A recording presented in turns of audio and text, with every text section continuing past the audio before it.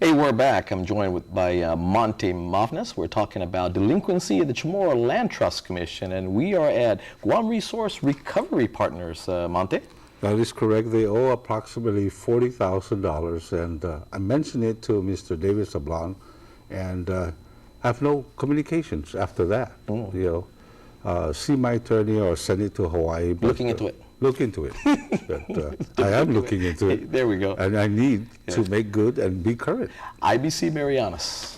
Well, IBC Marianas is a very unique case because they're using 12 acres of Chamorro Land Trust property.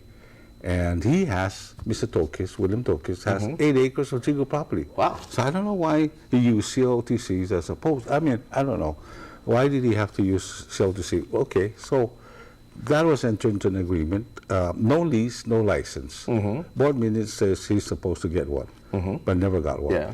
So he did an appraisal of the value of that property retrospectively, $3 million.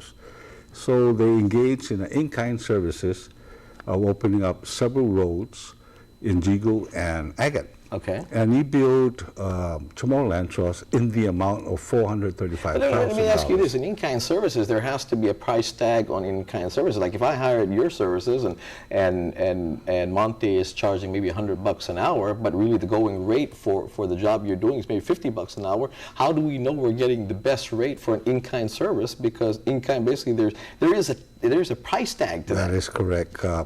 Especially when the billing for engineer is about $90 an hour, or superintendent for $110. And the going rate is $100,000, and the going rate is obviously a lot lower than that. Lower than that. Yeah. Okay. And but it was accepted. So we're getting the shaft. You're getting the shaft on that.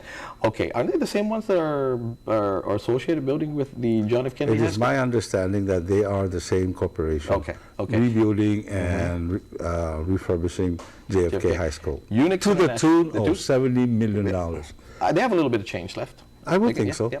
Unix International Incorporated. Okay. Has been using 3 acres of Chamorro Land Trust Prime property. Definitely. It has water, power, ocean view. Oh, wow. Next to the hospital.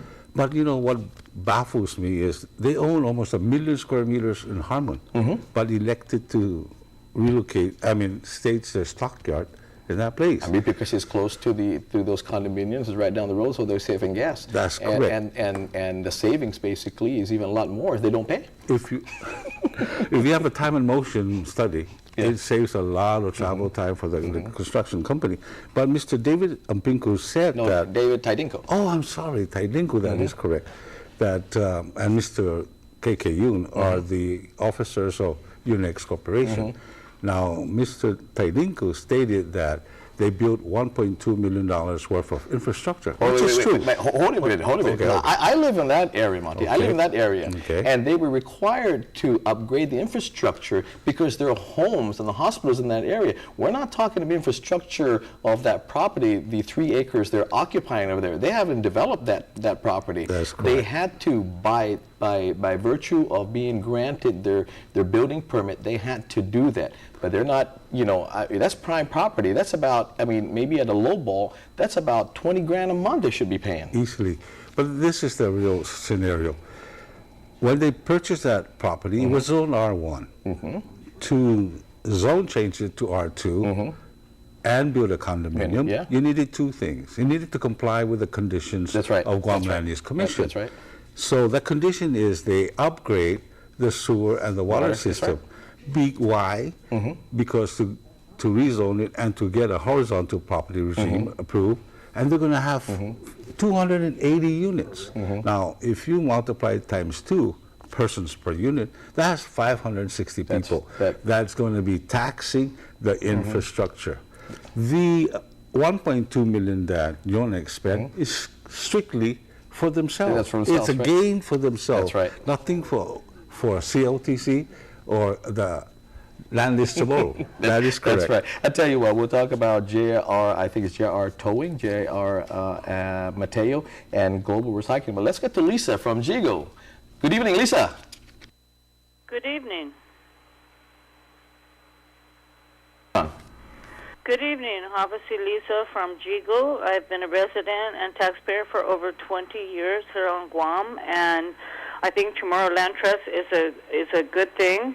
You're talking about delinquency, but I want to touch on something else that I've noticed over the years, especially before, during, and after military buildup. Since before I was born, Guam has always been a factor of that since the Spanish-American War. But you've got the military buildup, you've got the thing that happened in Japan, you've got before that when people were given more hectares to their Chamorro Land Trust they already owned, and other things like that. How do you monitor people in diversifying the use of the land and possibly coming up with things that can be beyond tourism to make money and create industry on Guam?